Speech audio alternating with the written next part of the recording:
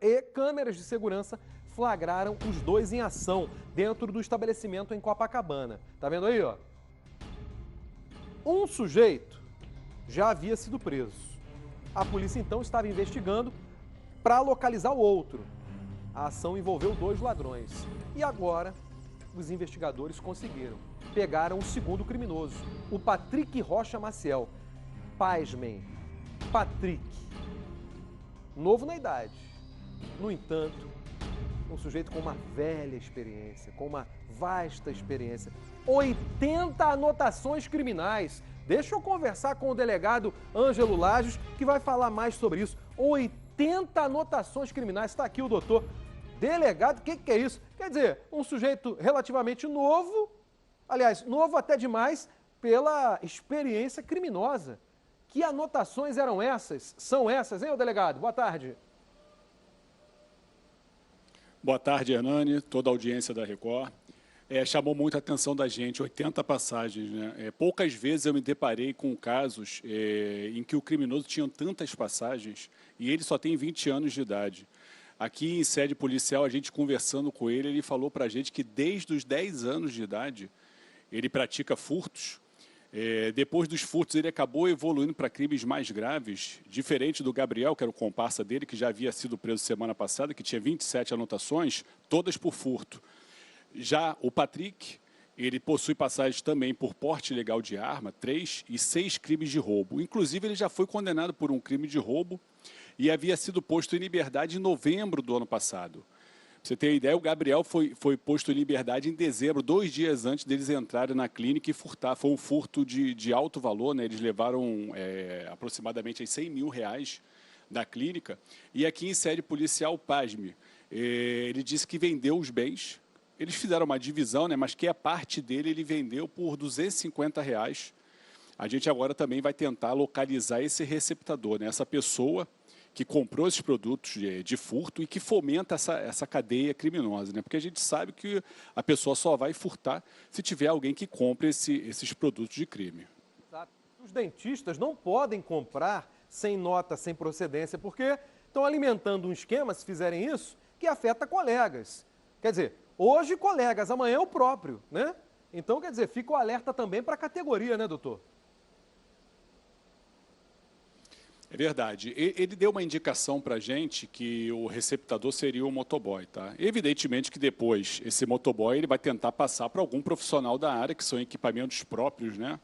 Então, realmente fica esse alerta, porque a pessoa que compra esse tipo de produto, ele pode estar manchando as suas mãos com sangue, né? Porque a gente cansa de ver, e vocês de noticiarem, não raro, né, casos de furto que às vezes evoluem para roubo e para um latrocínio, que é quando a vítima vem a falecer, a pessoa vai fazer um assalto ali com uma faca, qualquer movimento em falso da vítima pode virar um latrocínio, a vítima veio a morrer, e a pessoa quando está comprando esse produto, né, é um produto de procedência duvidosa, um produto mais barato, sem nota fiscal, evidentemente que está fomentando toda essa cadeia criminosa que a gente vive aqui no Rio de Janeiro. Eu vou até além, os conselhos, né, profissionais deveriam banir profissionais que compram produtos assim, né? Por exemplo, o dentista comprou algo roubado ou furtado de um outro profissional. Deveria perder o registro, porque um cara assim não respeita a própria categoria, né? E aí eu estou falando de dentista por causa dessa história. Pode ser médico, advogado, jornalista, seja lá o que for,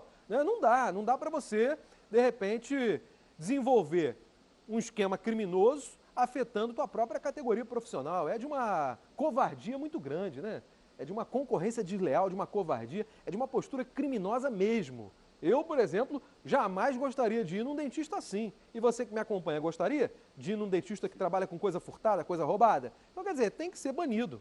Tem que ser banido. Agora, doutor, com relação a esse criminoso, 80 passagens, mais de 80 anotações.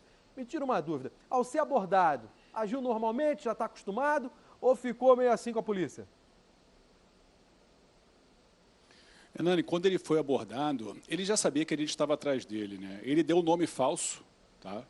Depois, uma outra coisa que chamou a atenção da gente, ele tinha umas tatuagens no braço esquerdo e ele refez essas tatuagens. Ele fez uma tatuagem por cima dessa tatuagem que ele tinha.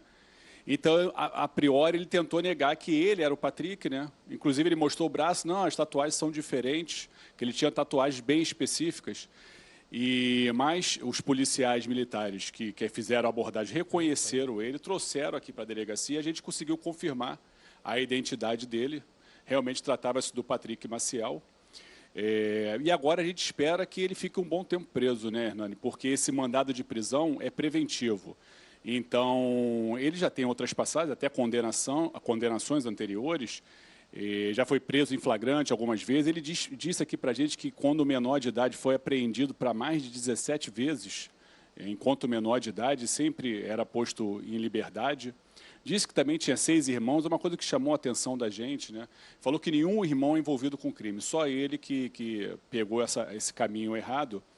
E agora a gente espera que com esse mandado e com essa quantidade de passagem, com essa condenação anterior, que ele fique realmente durante toda a instrução em regime fechado, aguardando aí a decisão da Justiça a respeito da sua condenação, a respeito desse furto na clínica. Delegado, só me tira uma dúvida.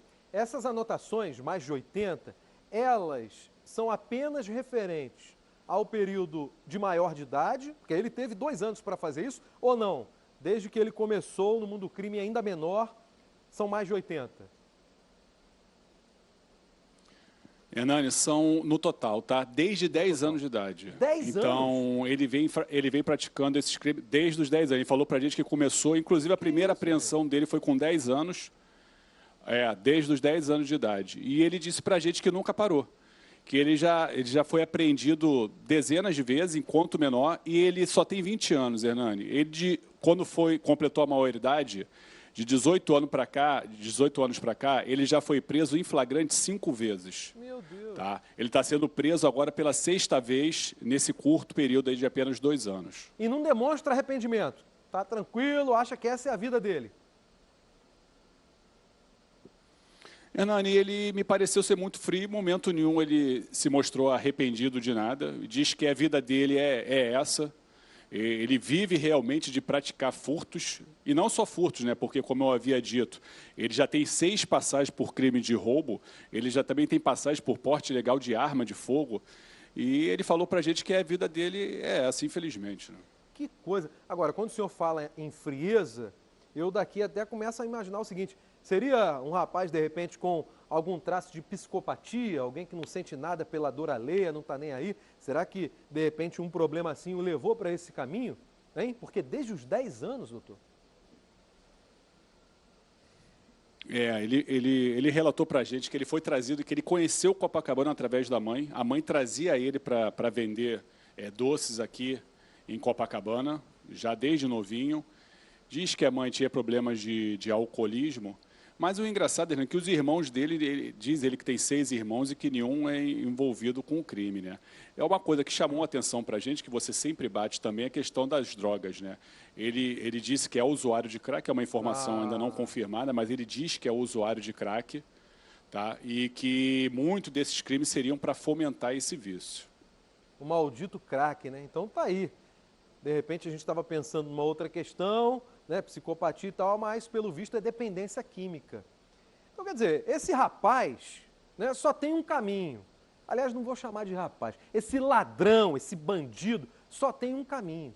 Se curar desse vício e tentar uma outra vida. Do contrário, daqui a um tempo estará solto e vai ser preso novamente ou, numa troca de tiros com a polícia, pode perder a vida. Então, a partir de agora, ele tem um tempo na cadeia para refletir.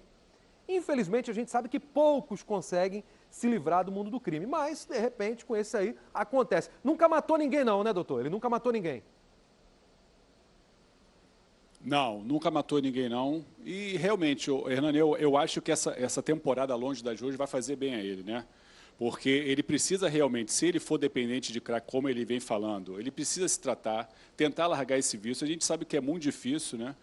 Mas para tentar sair dessa vida, porque desde os 10 anos no mundo do crime, né? Então, acho que em algum momento houve algumas falhas, né? E ele permanece nessa situação. Vamos ver se agora a gente torce, né? Para que ele consiga se reabilitar.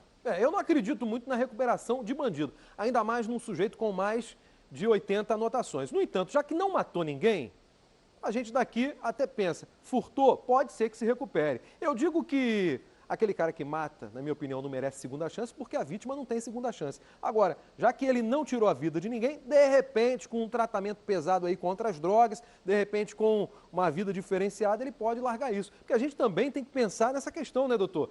Se um ou outro não sair dessa vida, se a gente não conseguir recuperar uma parte desses criminosos, tirando do mundo das drogas, do mundo do roubo, do furto, a gente vai ter cada vez mais que construir cadeias, né? Então, quer dizer, é uma questão também complicada. Um ou outro que aparente possibilidade de jeito tem que ter, de repente, ali, né, uma estrutura para tentar tirar.